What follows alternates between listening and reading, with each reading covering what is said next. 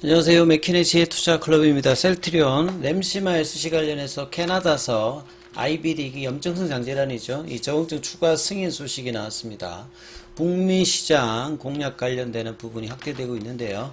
자, 오전장 주가는 장중 183,800원대까지 찍고 흐름 이어지고 있습니다. 이 부분 한번 살펴보도록 하겠습니다. 먼저 시장 전체적인 어떤 흐름들 살펴봐 드리면요.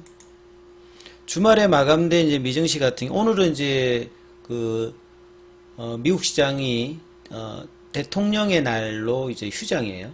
그러니까 뭐 조지 워싱턴 뿐만 아니라 1960년대 이후에 미국 의회가 이제 대통령 국가에 봉사한 대통령들을 기념하는 날로 이제 정해놨던 부분들입니다.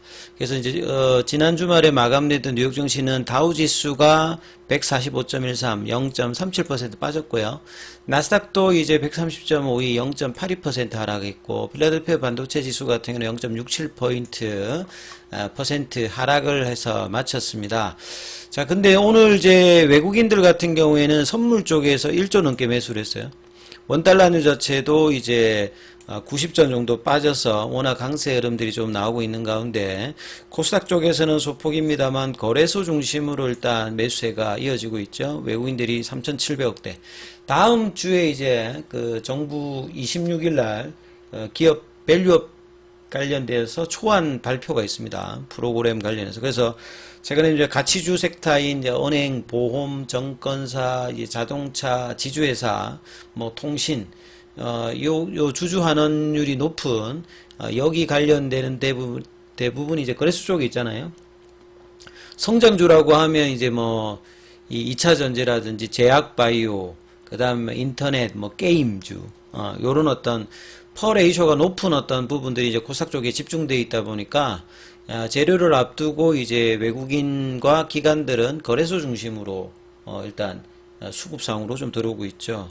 그래서 이번 주에 금통위도 22일 날 있고, 그 다음에 이제 미국 쪽에서 이제 성장주에서 AI 쪽에서 가장 중요한 엔비디아 이제 실적 발표를 또 주중에 있는 가운데 오늘은 이제 거래소에서는 외국인 기관들 중심 매수고, 그래서 개인들은 이제 6,700억대 매도를 하고 있고요. 코스닥 쪽에서는 이제 개인 중심으로 일단 매기가 들어오고 있습니다. 그래서 코스피는 2,676선 1월 달에 이제 고점이 이제 2,700선 부근까지 갔다가 있는데 이제 고점 돌파 시도를 하는 어떤 이제 지수 형태대로 좀 들어가고 있죠.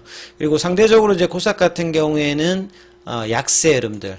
그래서 코스피 중심의 가치주 형태와 코스닥 중심의 성장주가 좀 맞부딪히면서 다음 주 이 정책 발표에 대한 어떤 이슈로 수급이 코스피 중심으로 이제 움직이고 있다. 이렇게 보여지죠. 그래서 코스피 쪽에서는 상승 종목 수가 한 2배 가까이 많고요. 코스닥 쪽에서는 하락 종목 수가 소폭 많고, 그래서 크게 이렇게 차이는 나지 않습니다. 그래서 이제 코스피 지수를 보시게 되면 1월 달에 고점이 2675선인데 장중에 2683까지 고점 돌파하는 어떤 흐름들을 보여주고 있고요. 코스닥 같은 경우는 1월 달 고점이 890선인데 아직 그거보다는 좀 밑단이죠. 그래서 5일선 지지를 받으면서 장중에 862선까지 올라갔다가 윗꼬리 흐름들 보여주면서 5일선 타는 어떤 흐름들을 보여주고 있습니다. 업종으로 보게 되면 SK 하이닉스가 이제 이렇게 강한 흐름을 보여주고 있는 게 엔비디아의 어떤 실적 발표를 앞두고 대형주 중심의 하이닉스, 그다음 삼성전자는 좀 소외를 좀 많이 받고 있죠. 그래서 기타 이제 반도체 관련되는 소부장들은 전반적으로 이제 약세가 좀 더 많습니다. 2차 전지 쪽에서는 이제 바이든 대통령이 이제 전기차 시대 관련해서 속도를 좀 둔화시키겠다. 이 전미 자동차 노조 관련되는 부분의 어떤 뉘앙스를 펼치면서 지난주에는 이제 셀 중심으로 종목들이 움직였거든요. LG 엔솔이라든지 이런 것들이 금요일로 움직였다. 오늘은 갭업 음봉이 나왔습니다. SK 이노베이션 같은 경우에는 양봉이고요. 삼성 SDI도 갭다운 이제 음봉이 났죠. 그리고 이제 양극재 관련되는 부분에서는 이제 최근에 에코프로는 70만원 부근까지 갔다가 지금 이제 5일선 이탈하는 흐름이 나왔고, 에코프로 BM도 마찬가지고, 예, 그리고 포스코 피초엠이라든지 이런 포스코 홀딩스 강보합세 흐름이고요. 엔캠이 이제 이틀 쉬고 오늘 또 강력하게 15%. 그러니까 2차 전지 쪽에서는 지금 이제 엔캠의 시가총액 자체가 지금 5조대로 들어오면서 시가총액 상위에 랭크되면서 계속 이제 시총을 올리고 있는 흐름으로 이 종목하고 이제 그 뭡니까 저기 이제 코스모 신소재 이런 쪽의 어떤 시가총액이 이제 밑단에 있는 종목들이 지금 이제 여기도 시가총액이 낮진 않는데 이렇게 지금 견인을 좀 해주고 있는 부분들 뭐 TCC 스틸 이런 종목들이 강하게 좀 움직이고 있다 이렇게 봐야 될 거고요. 제약바이오 쪽에서는 이제 지난주에 좀 쉬었던 그리고 굉장히 좀 중요한 구간에 들어갔던 HLB 관련되는 이제 종목들 계열사 종목들까지가 집중적으로 거래 자금을 움직이면서 지금 이제 제약바이오 쪽에서는 여기가 좀 선도를 하고 있고요. 기타 이제 뭐 메지온, 그 다음에 뭐 오스코텍, 이런 좀 밑바닥에 있는 종목들이 이제 반등이 좀 나와 있고요.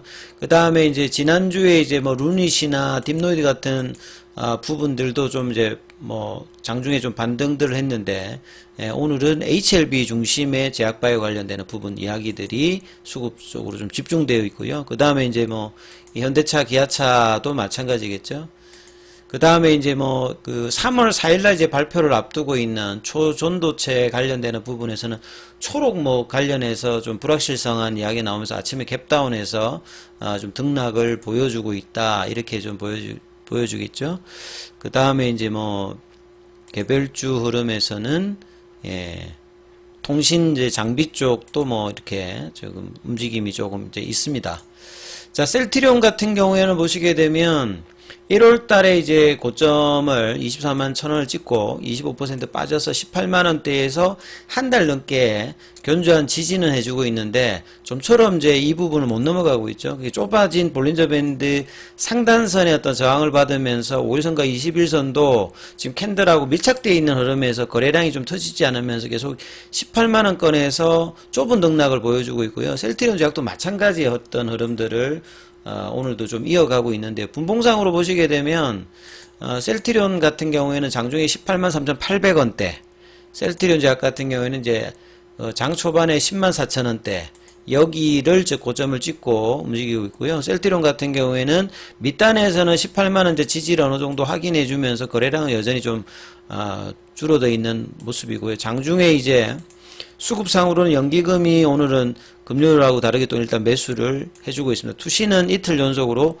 좀 매도를 하고 있는데 외국인들 기관이 이제 일단 양매수로 소폭 좀 해주고 있는 가운데 현물 쪽에서는 보시게 되면 메릴린치가 좀 매수를 해주고 있는 데 비해서 공매도 창구인 이 신한이라든지 한국투자증권에서는 매도가 조금 나오고 있다 이렇게 보여집니다. 그래서 기사 관련되는 부분 좀 살펴봐 드리면 셀트리온의 램시마 SC가 미국 쪽에서는 이제 진펜트라로 이제 신약으로 허가를 받았고 나머지 국가 쪽에서는 이제 램시마 SC 형태인데요. 이 염증성 장질환 관련되어서 적응증을 추가 승인받았다는 소식이 아침에 나왔습니다. 보통 이제 자가 면역 질환이라든지 이 항암 라인에서는 인디케이션 확장을 계속 해나가면서 이제 전체 시장을 규모를 키우는 부분이거든요. IBD 염증성 장질환에서는 사실 이제 기존에도 레미케이드 관련되는 부분이 가장 위에 서 있고 그러다 보니까 오리지널을 제껴버렸던 이 램시마 관련되는 어떤 시장 지배력이 높은 부분이죠. 그래서 램시마 대비해서 좀 더 이제 위에 서 있는 램시마 SC, 진펜트라 관련되는 부분들도 올해 상당히 좀 기대를 하잖아요. 그래서 면역 체계가 대장 쪽이나 소장, 그러니까 자가 면역 질환이라고 하는 것은 몸의 어느 부위에 생기냐에 따라서 뭐 류마티스 관절염이 될 수도 있고 이렇게 뭐 염증성 장질환이 될 수도 있고 여러 가지 이제 질환 형태로 나오는 부분인데요. 그래서 다발성 궤양이라든지 출혈, 설사, 복통을 일으키는 만성 난치성 질환입니다. 그래서 전체 시장 규모 자체가 33조니까 이게 시장 규모가 작은 게 아니죠. 전체 자가 면역 질환 치료 형태에서도 염증성 장질환 관련되는 규모가 이 정도 된다. 그래서 이번 적응증 승인은 클론병이라든지 궤양성 대장염 환자 438명 대상으로 해가지고 3상을 바탕으로 뭐 이루어졌던 부분이고요. 우리 암에서도 보면 이제 간해를 많이 하는데 자가 면역 질환에서 간해는 그 어떤 이제 질환 관련되는 부분이 완화되는 부분들을 이해하시면 될 것 같고요. 그래서 이제 암 쪽에서 쓰이는 이제 간해나 이제 뭐 반응률 관련되는 부분이 자가 면역 질환도 이게 좋아졌다가 나빠졌다가 이런 부분을 반복하는 어떤 부분. 그래서 완치가 좀 힘들기 때문에 계속 이제 꾸준하게 관리를 해야 되는 어떤 질환이다. 이렇게 이해를 하시면 될 것 같습니다. 그래서 1차 평가 변수, 2차 평가 변수 모두 통계적으로 위약 대비해서 우월한 유효성과 안전성을 확인했다는 소식입니다. 그래서 IB제형 형태의 성분을 SC형으로 변경해서 유럽에서는 이미 이제 허가를 받았고 미국 쪽에서도 이제 신약으로 허가를 받았던 부분이죠. 그래서 이제 이 SC형 같은 경우에는 자가로 직접적으로 이제 주사를 할 수 있는데 이 편의성이 크게 이제 개선되면서 임상에서도 기존의 정맥 주사 형태의 제형 대비해서도 강점을 보여서 기대감이 좀 높은 어떤 부분이다.